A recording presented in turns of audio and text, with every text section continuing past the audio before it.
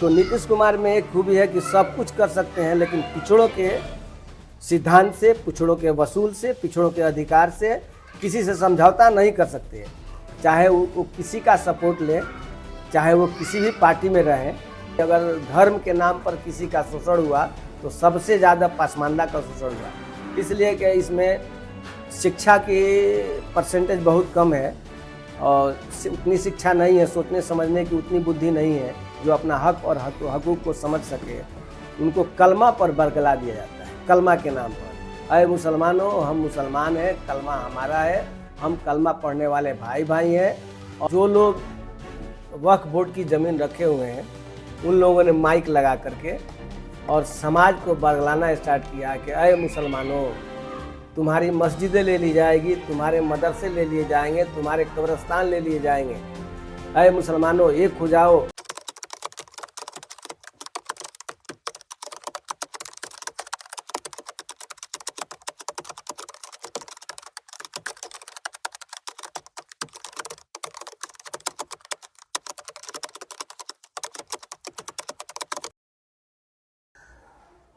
नमस्ते, आदाब। पसमानदा डेमोक्रेसी की खास पेशकश में शख्सियत से मुलाकात के तहत हम आज बिहार की उस सरजमी पे हैं जहां एक समय में पूरी बिहार प्रदेश ही नहीं, देश की राजनीति भी यहाँ से निर्धारित होती थी, डिसाइड होती थी। यहाँ के लोग बढ़ चढ़ के नीतियों का निर्माण करते थे और इस देश में गंगा जमुनी तहजीब के तहत जो भारतीय संस्कृति और सभ्यता है उसकी धार कैसे बनाकर रखी जाए, वहाँ के लोग सबसे आगे रहते थे। मौलाना वजीरुल हक साहब यहाँ के रहे हैं, यहाँ के डॉक्टर राजेंद्र प्रसाद रहे हैं और अनेकों नाम यहाँ से जुड़ता है।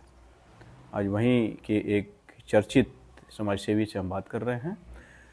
आप अपने बारे में थोड़ा सा बस परिचय दीजिए और फिर हम बात करते हैं यहाँ इलेक्शन। सबसे पहले मैं आपके चैनल को धन्यवाद देता हूँ। मैं शमसुल हक अंसारी, ऑल इंडिया पसमानदा सिवान जिला अध्यक्ष। मैं यहाँ के अध्यक्ष हूँ और अंसारी महापंचायत का जिला प्रभारी हूँ। मैंने बहुत ही करीब से अभी फ़िलहाल जो राज्यसभा विधानसभा चुनाव हुआ है उसको मैं देखा हूँ और मिली जुली प्रक्रिया रही है। हर पार्टियों ने अपना प्रचार प्रसार बड़े धूमधाम से चढ़ बढ़ करके किया है। कुछ खास बरादरियों को टिकट में विशेषता मिला है, उन लोगों को ज़्यादा टिकट मिला है, ये बात सत्य है। और जितने अति पिछड़ा है, पासमानदा यानी मुस्लिम अति पिछड़ा है, दलित है, महादलित हैं, कुछ नाराज़गी टिकट को लेकर के दिखाई दे रही है, लेकिन टिकट से मतलब नहीं है। हमको देखना है कि जो राज्य का जब हमारा प्रतिनिधित्व जो करता है उसमें इंसानियत होनी चाहिए और धर्म से ऊपर उठ करके, जात पात से ऊपर उठ करके राजनीति होनी चाहिए और सबका विकास होना चाहिए। हम सब तो यही चाहते हैं कि हमारा देश जितना जल्द हो सके भारत विश्व के विकसित देशों के श्रेणी में आ जाए। तो इसके लिए स्वाभाविक सी बात है, राजनीति जो है स्वच्छ होना चाहिए, जात पात का नहीं होना चाहिए। बिल्कुल सही बात आप कह रहे हैं कि जब तक ये देश आगे नहीं बढ़ेगा तब तक इसके जो वासी हैं, इस देश के जो नागरिक हैं, उनका बहुत बेहतर भला नहीं हो सकता है। एक तरीके से जो कयास लगाए जाते रहे हैं और एक जो आरोप भी लगते रहे हैं कि माइनॉरिटी को, एक पार्टी तो माइनॉरिटी कहती है, दूसरी पार्टी माइनॉरिटी के अंदर की जो सामाजिक विविधता है उसको देखती है और उसको क्या ये इलेक्शन के समय वोटिंग पैटर्न में ये चीज़ें, ये क्या पसमानदा और माइनॉरिटी मतलब मुस्लिम माइनॉरिटी के रूप में वोट किया या फिर पसमानदा और असाफ के रूप में वोट किया? नहीं, बात तो ठीक है कि जिस तरह हमारे हिंदू भाई में ऊंच नीच और बड़े छोटे की भावना है, उससे कहीं ज़्यादा हमारे मुस्लिम समाज में ऊंच नीच छोटे बड़े की भावना है। और आज से नहीं, ये बहुत सदियों से आया है। ये भारत प्राचीन भारत से भी आ रहा है, तो इसको हम लोग तो अलग नहीं कर सकते हैं। लेकिन फ़िलहाल चुनाव का असर जो है पासमानदा और अशराफ के आधार पर हुआ है। उसमें ये बात बहुत हद तक सही है कि जो पसमानदा समाज में कम पढ़े लिखे लोग हैं, बुद्धिजीवी नहीं हैं, उनको लोगों ने कुछ बरगला करके वक्फ बोर्ड का झांसा दिखा करके वोट को इधर उधर किया है। इससे इनकार नहीं किया जा सकता। लेकिन जितने पढ़े लिखे समझदार पसमानदा समाज हैं वो सब ने हमारे नीतीश कुमार में आस्था जताई है और बढ़ चढ़ के नीतीश कुमार का साथ दिया है। रहा सवाल के बिहार हमारा बहुत पिछड़ा था। नीतीश कुमार ने धर्म से ऊपर उठकर, जात पात से ऊपर उठकर हर धर्म हर संप्रदाय का साथ दिया और बराबर का साथ दिया। ये बात सत्य है कि भारत के लोग जो है अगड़े पिछड़े के आधार पर बटे हुए हैं, लेकिन इस हालात में नीतीश कुमार ने सबका साथ लेकर के चला, ये सराहनीय है। हम पसमानदा समाज ने बढ़ चढ़ कर नीतीश कुमार के पक्ष में साथ दिया है और जब तक नीतीश कुमार जिंदा रहेंगे तब तक साथ देते रहेंगे, इसलिए कि नीतीश कुमार ने हम लोगों का साथ दिया है। पसमानदा समाज को पिछड़े को अति पिछड़ा बना करके अलग रिजर्वेशन दिया, महादलित को दलित को महादलित बना करके अलग दिया, पिछड़े को अलग दिया। यानी एक परिवार में सबको जिस तरह के बांट कर दिया जाता है उस तरह नीतीश कुमार ने दिया।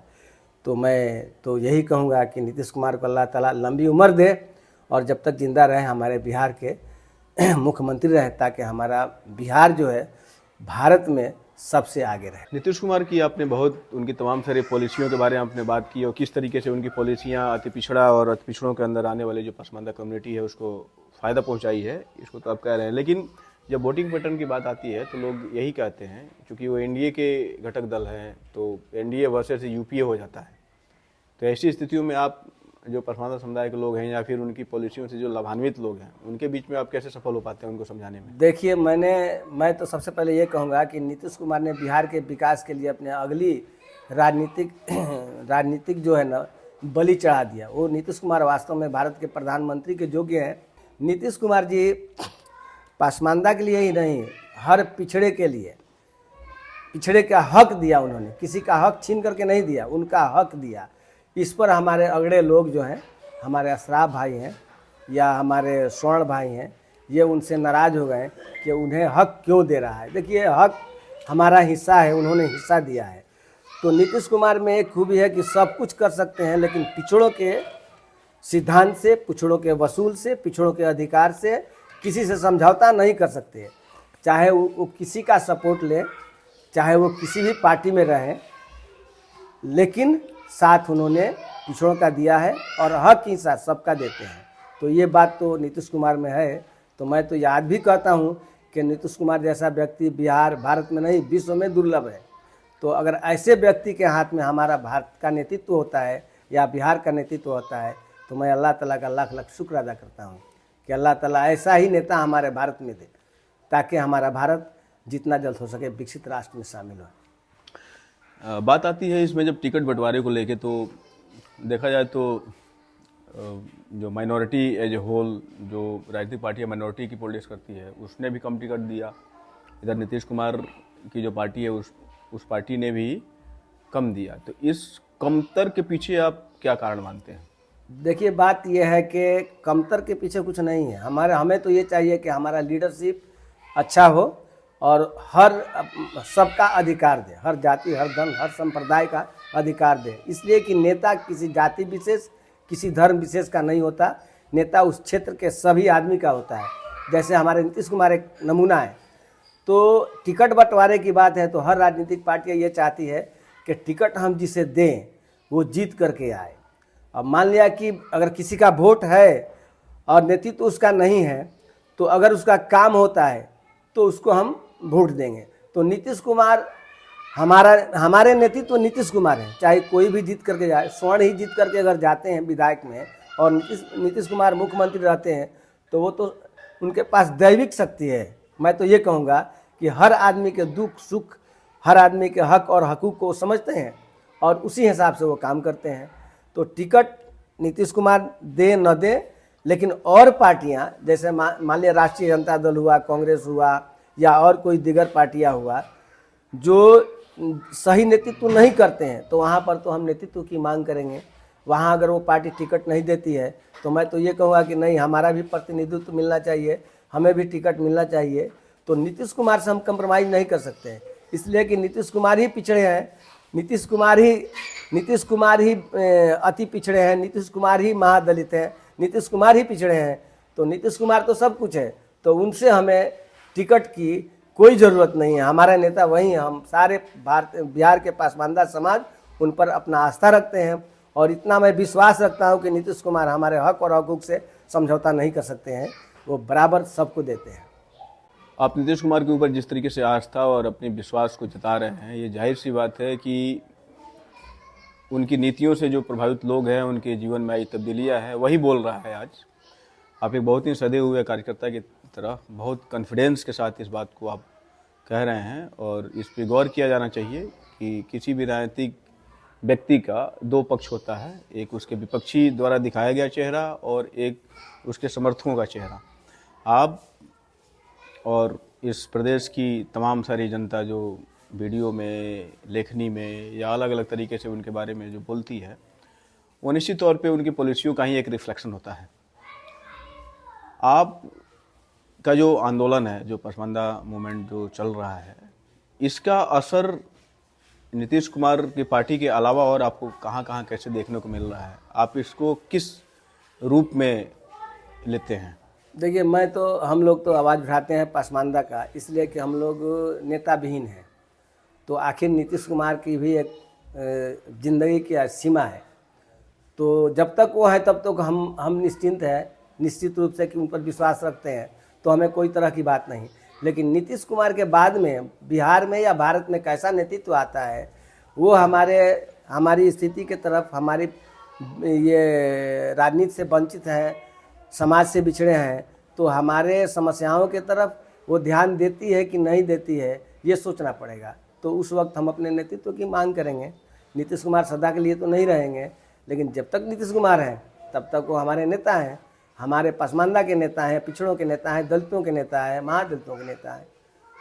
ये तो बहुत महत्वपूर्ण बात आपने कही है और आपको तो पता ही है, शायद उन पार्टियों का आप नाम नहीं ले रहे हैं, कि इस प्रदेश की जो भी पार्टियां हैं, सबने अति पिछड़े के सवाल पे अपना पत्ता खोला। और पिछले दिनों एक राजद की एक रैली थी जो अति पिछड़े कर्पूरी का अति पिछड़ा करके उसको नाम उन्होंने दिया था। इसका मतलब ये है कि जो बाकी जातियां घुसाई गई थी, जिससे पसमानदा और अति पिछड़ों का जो हकमारी हुआ था, अब उसको वो लोग एक्नॉलेज करने लगे हैं। वो तब किए हैं एक्नॉलेज जब पसमानदा मूवमेंट मजबूत हुआ है, क्योंकि उनको अब लग रहा है कि माइनॉरिटी के नाम में जो बहुसंख्यक मुस्लिम है वो हमसे कटेगा तो हमारा वोट परसेंटेज खिसकेगा। ये बात तो है कि जब हम लोग पसमानदा मुहिम स्टार्ट किया, तब सारी पार्टियों का निगाह और ख्याल इस ओर आया कि हाँ, भारत में भी एक समाज है जो भारतीय मूल के मुसलमान हैं और हिंदू से कन्वर्टेड है और शुद्ध हिंदू से कन्वर्टेड है। इसमें कोई विदेशी नहीं है और कोई दूसरे जगह से नहीं आया हुआ है। और हम लोगों ने चलाया कि हमारे मूल समस्याओं की तरफ ध्यान किसी भी पार्टी का ध्यान नहीं गया, इसलिए कि अगर धर्म के नाम पर किसी का शोषण हुआ तो सबसे ज़्यादा पसमानदा का शोषण हुआ, इसलिए कि इसमें शिक्षा की परसेंटेज बहुत कम है और उतनी शिक्षा नहीं है, सोचने समझने की उतनी बुद्धि नहीं है जो अपना हक और हकूक़ को समझ सके। उनको कलमा पर बरगला दिया जाता है, कलमा के नाम पर। अरे मुसलमानों, हम मुसलमान हैं, कलमा हमारा है, हम कलमा पढ़ने वाले भाई भाई हैं, और बड़ी लंबी तलवार से गर्दन काटते रहते हैं लोग, और ये लोग समझते नहीं। आज हमारे एग्जाम्पल मैं दूंगा, हमारे ओवैसी साहब हैं, आज जहाँ भी जाइए वहीं पे कहते हैं हिंदू मुस्लिम, हिंदू मुस्लिम, हिंदू मुस्लिम, इसके अलावा उन्हें कुछ दिखाई ही नहीं देता। अब आ जाइए आप स्वर्णों में, तो स्वर्णों में भारतीय जनता पार्टी, मैं तो यही कहूँगा कि ये स्वर्णों की पार्टी है और सिर्फ स्वर्णों के लिए काम करती है। वो अलग बात है कि कुछ काम ऐसे होते हैं जो सबको फ़ायदा के लिए होते हैं, तो ये लोग भी हिंदू मुस्लिम करते हैं। नतीजा होता है कि हमारा समाज धर्म के आधार पर दो भागों में बढ़ जाता है, और बंटने के बाद से एक हमारे असरा भाइयों को फ़ायदा हो जाता है और दूसरा हमारे स्वर्ण भाइयों को फ़ायदा होता है, और ये दोनों जब देखेंगे तो ये दोनों जाकर के एक जगह मिल जाते हैं। इसका एक एग्जाम्पल मैं दूंगा, जैसे EWS का रिजर्वेशन मिला, तो मोदी जी ने EWS का रिजर्वेशन दिया तो कहाँ मुसलमानों को नहीं दिया? उसमें भी तो शेख भाई, सैयद भाई, पठान भाई सबको मिला। गैर मुस्लिम में आप हिंदू भाइयों में स्वर्णों को मिला, तो ये वो कहाँ मुस्लिम के नाम पे नफरत करते हैं? दिया उन्होंने। और आप हम कहते हैं कि भाई भाजपा मुस्लिम विरोधी है तो देखती नहीं है, तो हम लोग हिंदू मुस्लिम करती है। ठीक है, वो राजनीति है, राजनीति में लोग करता है, अपना वोट लेने के लिए करता है। जैसे अभी एग्जाम्पल आप ले लीजिए, हमारे बाबा यहाँ आए थे, और बाबा आए थे तो एक सामाजिक बात करनी चाहिए एक समाज के विकास के लिए बात करनी चाहिए। चूँकि विधानसभा चुनाव था तो आकर के यहाँ हिंदू मुस्लिम करके गए। हमारे अमित शाह जी आए तो वो भी हिंदू मुस्लिम करके गए। तो हिंदू मुस्लिम कर करके इस चुनाव में उन्होंने ऐसा प्रभाव डाला कि इसका प्रत्यक्ष रूप से इसका प्रभाव जो है हमारे नीतीश कुमार जी पर पड़ा है। ये हमने बहुत क्लियर बात मैं कर रहा हूँ कि इसका असर पड़ा है, जिससे उन्हें वोट परसेंटेज कुछ कम मिला है। आने वाले समय में पसमानदा और अति पिछड़ा समाज, क्योंकि बिहार में जब पसमानदा की बात की जाती है तो सीधा अति पिछड़ा के साथ क्लब होता है, वो अपना नेतृत्व या फिर अपना सरकार किस रूप में देखना चाहता है? एक एक्टिविस्ट के नाते आपसे सवाल किया। एक्टिविस्ट के नाते मैं यही कहूँगा कि भाई मेरे तो अभी पिछड़ा भारत में अगर कोई व्यक्ति है जो पिछड़ा का साथ देता है तो वो नीतीश कुमार है। जनता दल यूनाइटेड है। हर पार्टी अपने फायदे के लिए किसी से भी समझौता कर सकती है, लेकिन मात्र एक नीतीश कुमार अभी इस दुनिया में मौजूद है कि वो पिछड़ों के, दलितों के, महादलितों के अधिकार से समझौता कतई नहीं कर सकते हैं। सबका कर सकते हैं लेकिन वो कतई नहीं कर सकते हैं। इसलिए उन्होंने हम पिछड़ों को एक श्रेणी में ला करके छोड़ा है, विकास की एक राह पर ला करके छोड़ा है। और मैं उम्मीद करता हूं कि आगे भी उनकी राजनीति इसी पद्धति पे चलेगी और हम लोग दिल से उनका समर्थन करेंगे। अभी बातचीत के सिलसिले में अभी आपने ये बात कही कि नीतीश कुमार के अगेंस्ट में या फिर जो सरकार पसमानदा मुस्लिमों के लिए पॉलिसी बनाई, उसको फ़ायदा पहुंचाई, उसको बरगलाया गया वक्फ बिल के आधार पे कि नीतीश कुमार ने वक्फ का सपोर्ट किया। जबकि देखा जाए तो पसमानदा के पर्सपेक्टिव से वक्फ का सपोर्ट किया जाना उसके हित में है। तो कहाँ चूक रह गई, या फिर जो वोटर्स वक्फ के इशू पे जाके वो यू टर्न ले लिए, तो उनको आप क्या संदेश देना चाहते हैं, या फिर आप उसमें किन कारकों को जिम्मेवार मानते हैं कि उन तक नहीं पहुंच पाई बात दरअसल ये है कि वक्फ बोर्ड का बात बहुत चला। इसके पहले चुनाव से बहुत 4-5 महीना पहले इतना इसमें लोग शामिल थे, जैसा लगता था कि उन पर गांस चल रहा है, बर्छी चल रहा है, भाला चला रहे हैं लोग, ऐसा लोग ये हो गए थे। बात यह है कि जो लोग वक्फ बोर्ड की ज़मीन रखे हुए हैं उन लोगों ने माइक लगा करके और समाज को बरगलाना स्टार्ट किया कि अय मुसलमानों, तुम्हारी मस्जिदें ले ली जाएगी, तुम्हारे मदरसे ले लिए जाएंगे, तुम्हारे कब्रिस्तान ले लिए जाएंगे। अय मुसलमानों, एक हो जाओ और लड़ो। अरे भाई, ये तो मोदी जी की पॉलिसी है कि हर वक्त कोई ना कोई ऐसा मुद्दा उठा दो ताकि समाज जो है 2 भागों में बढ़ जाए। तो 2 भागों में बांटने के लिए, और कुछ काम नहीं हो रहा है राष्ट्रीय स्तर पर, उधर लोगों का ध्यान न जाए, शिक्षा के तरफ न जाए, नौकरी के तरफ न जाए, इस तरह के तरफ न जाए और मुद्दा को भटका दिया जाता है। अभी चुनाव आया था, ये हम तो यही कहेंगे कि वक्फ बोर्ड बिल इसलिए लाया गया था कि नीतीश कुमार को हरा दिया जाए, और इसका प्रभाव पड़ा है, इसमें कोई दो मत नहीं। लोगों ने बहुत मुसलमानों को बरगलाया है, बल्कि पिछड़े समाज के, पसमानदा समाज के वो लोग जो पढ़े लिखे नहीं हैं उनको बरगलाया गया है। आप बताइए कि अभी सिवान जिला का मैं हूँ, सिवान जिला का एग्जाम्पल ले लीजिए कि सिवान जिला में सिर्फ एक कब्रिस्तान गलती से वक्फ बोर्ड में है, उसको भी लेने के लिए लोगों ने बहुत प्रयास किया लेकिन अभी तक उसमें कामयाबी नहीं मिली। वक्फ बोर्ड में तो कोई कब्रिस्तान है नहीं। मस्जिद हम लोगों की निजी ज़मीन में है, मस्जिद तो हमारी निजी ज़मीन में है, वक्फ बोर्ड में है नहीं। इस तरह का कानून अगर बना है तो अभी तो उसकी प्रति सामने नहीं आया है। ठीक है, विधेयक पेश हो गया, उस पर केसेस चलिए, सुप्रीम कोर्ट में केस चले, डिग्री हुआ, सब कुछ हो गया, मैं मानता हूँ, लेकिन समाज को बरगलाया गया और बरगला करके नीतीश कुमार के विरुद्ध में कहा गया कि नीतीश कुमार ने ही बिल पास कर दिया।